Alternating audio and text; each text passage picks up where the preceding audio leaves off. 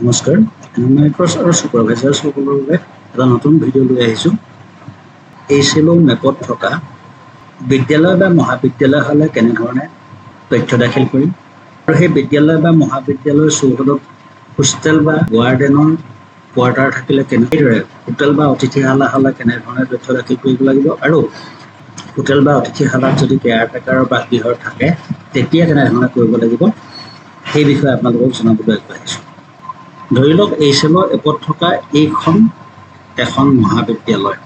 ধৰি লওক মেপত নাম্বাৰিং কৰোঁতে এই মহাবিদ্যালয়খনৰ বিল্ডিং নাম্বাৰ পৰিলে 15। মেপৰ সেই নাম্বাৰটো মহাবিদ্যালয়খনৰ ডেটাটো CN15 বুলি আমি নাম্বাৰিং কৰিম। যদিহে মহাবিদ্যালয়খনৰ চৌহদৰ ভিতৰত কোনো হোষ্টেল বা ৱাৰ্ডেনৰ কোৱাৰ্টাৰ বা নাইট চকীদাৰ থকা সৰু ঘৰ নাথাকে, তেতিয়া মহাবিদ্যালয়খনত বহুত ঘৰ থাকিলেও যেনে এডমিনিষ্ট্ৰেটিভ বিল্ডিং, ক্লাছৰুম আদি বেলেগ বেলেগকৈ থাকিলেও চেঞ্চাছ হাউচ এটাই হ'ব। সাধাৰণতে আমি এটা বিল্ডিং এটা চেঞ্চাছ হাউচ থাকিলে অকল বিল্ডিং নাম্বাৰটোৱে লিখি থৈ আহোঁ। ইয়াৰ কাৰণটো হৈছে ছিংগুলনেছ অফ ইউজ। তেতিয়া আমি HLO এপত building number CN15, census house নম্বৰটো নিউ দিম, 456 প্ৰশ্নকেইটা প্ৰযোজ্য হোৱাকৈ অপশ্যনকেইটাত দাখিল কৰিম। নম্বৰ প্ৰশ্নত অপশ্যন 4 অৰ্থাৎ বিদ্যালয় মহাবিদ্যালয় শিক্ষানুষ্ঠান এনেধৰণে আৰু নিৰ্দিষ্ট ঠাইত বিদ্যালয় মহাবিদ্যালয় সংগীত বিদ্যালয় যিয়ে হওক সেই কথাটো লিখি দিব, অৰ্থাৎ শিক্ষা প্ৰতিষ্ঠানৰ প্ৰকৃত ধৰণটো টাইপ কৰি দিব। এতিয়া নেক্সট বা পৰৱৰ্তী বুটামত ক্লিক কৰি দিলেই কাম সম্পন্ন হৈ যাব। তাৰপিছত কনফাৰ্ম বুটাম টিপি দিলেই হ'ব। কিন্তু মহাবিদ্যালয়খনৰ চৌহদৰ ভিতৰত যদি ছাত্ৰী নিবাস বা যিকোনো হোষ্টেল আৰু কাষতে যদি ৱাৰ্ডেনৰ কোৱাৰ্টাৰ থাকে তেতিয়া আমি HLO এপত কি ধৰণে ফিল আপ কৰিব লাগিব। ধৰি লওক কলেজখন এখন, ইয়াত চৌহদত এইটো এডমিনিষ্ট্ৰেটিভ বিল্ডিং ধৰক, এইটো ক্লাছৰুম আৰু এইটো ছাত্ৰী নিবাস আৰু এইটো আছে ধৰক ৱাৰ্ডেনৰ কোৱাৰ্টাৰ। এনেকুৱা ক্ষেত্ৰত আমি HLO এপত কেনেধৰণে তথ্য দাখিল কৰিম। এনেকুৱা ক্ষেত্ৰত HLO এপত ধৰক বিল্ডিং নাম্বাৰটো 15 আছে, আমি সেই কলেজখনৰ গেটতো বিল্ডিং নম্বৰ 15 বুলি লিখিব লাগিব। আৰু ইয়াত যিহেতু কলেজখনৰ বিল্ডিঙৰ লগতে এটা ছাত্ৰী নিবাস আৰু এটা ৱাৰ্ডেনৰ কোৱাৰ্টাৰ আছে, গতিকে মুঠ 3টা আছে, সেইকাৰণে আমি উইদিন ব্ৰেকেটত 3 লিখিব লাগিব। কলেজখনৰ তথ্য পূৰ্বৰ দৰে দাখিল কৰাৰ পাছত এতিয়া আমি হোষ্টেলৰ তথ্যটো দাখিল কৰিবলৈ যাম। আমাৰ বিল্ডিং নম্বৰটো ৰিপিট হ'ব, চেঞ্চাছ হাউচ নম্বৰটো নিউ আহিব, 456 প্ৰযোজ্য হোৱাকৈ অপশ্যনটো ফিল আপ কৰিব। 7 নম্বৰ কুৱেশ্যনটোত অপশ্যন 2 বাছনি কৰিব।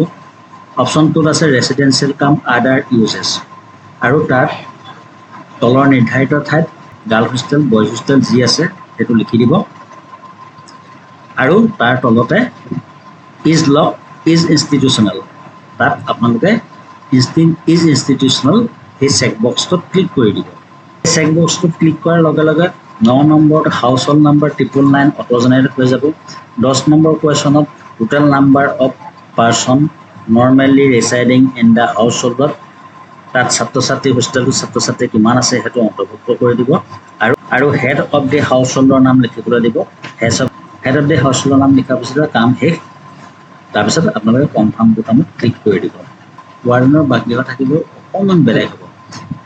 এইটো হৈছে building number repeat, census house number নিয়ম 456 প্ৰযোজ্য হোৱাকৈ ফিল আপ কৰি দিব। ইয়াত 7 নম্বৰ কলমটো ৰেচিডেঞ্চিয়েল কৰিব লাগিব। ৰেচিডেঞ্চিয়েল কৰাৰ লগে লগে 34 নম্বৰ প্ৰশ্নলৈকে আপোনালোকে সকলোখিনি ফিল আপ কৰি দিব লাগিব। এতিয়া আহোঁ হোটেল বা গেষ্ট হাউচৰ ক্ষেত্ৰত। হোটেল বা গেষ্ট হাউচবিলাকক সাধাৰণতে নন ৰেচিডেঞ্চিয়েল বুলি ধৰা হয়, তাত কোনো মানুহ নিগাজিকৈ নাথাকে।